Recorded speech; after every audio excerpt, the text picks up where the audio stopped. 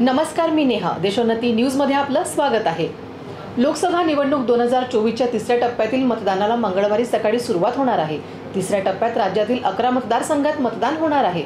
या छत्रपती शाहू महाराज यांच्या विरोधात उदयनंद राजे यांचा मोठा सामना रंगणार आहे. दुसरीकडे बारामती लोकसभा मतदारसंघात नणद भावजांचा सामना रंगणार आहे. बारामती लोकसभा मतदारसंघाकडे देशभराचं लक्ष लागलं आहे. ज्येष्ठ नेते आणि राष्ट्रवादीचे संस्थापक अध्यक्ष शरद पवार आणि राष्ट्रवादीचे विद्यमान अध्यक्ष अजित पवार या काका पुतण्याच्या राजकारणाचा कस पाहणारी ही निवडणूक होणार आहे. दुसरीकडे कडक उष्णतेमुळे राजकीय पक्षांना मतदारांना मतदानासाठी बाहेर काढण्याचं मोठं आव्हान निर्माण झालं आहे. लोकसभा निवडणूक 2024च्या तिसऱ्या टप्प्यासाठी मंगळवारी मतदान पार पडणार आहे. यात रायगड, बारामती, धाराशिव, लातूर, सोलापूर, माढा, सांगली, सातारा, रत्नागिरी, सिंधुदुर्ग, कोल्हापूर आणि हातकणंगले या 11 मतदारसंघात मतदान होणार आहे. यातील सातारा, बारामती, रायगड, माढा, सांगली इथं महत्त्वाच्या लढती होत आहेत.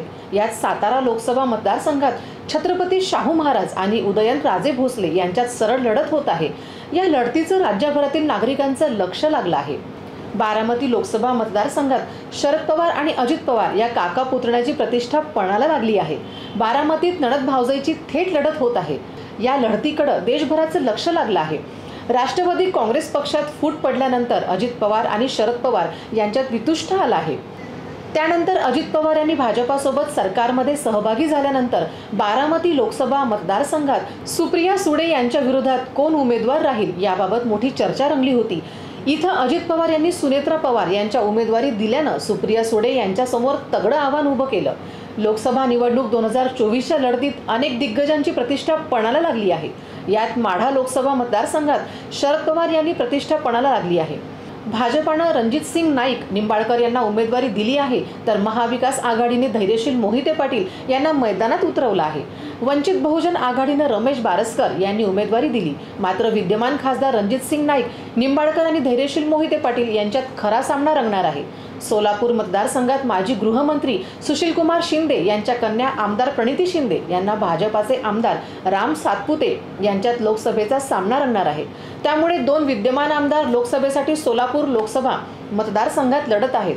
राज्यात सध्या उष्णतेचा पारा वाढला आहे. नागरिकांना उष्णतेनं बेजार केल्यामुळे दुसऱ्या टप्प्यातील मतदानांवर त्यांचा प्रभाव पडल्याचं दिसून आलं.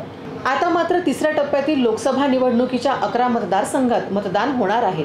दुसऱ्या टप्प्यात जेमतेम 62.71% मतदान झालं. त्यामुळे मतदारांना मतदानासाठी घराबाहेर काढण्याचं मोठं आव्हान राजकीय पक्षापुढे निर्माण झालं आहे. ठळक घडामोडींसाठी देशोन्नती न्यूज चॅनलला सबस्क्राइब करा आणि बेल आयकॉन प्रेस करा.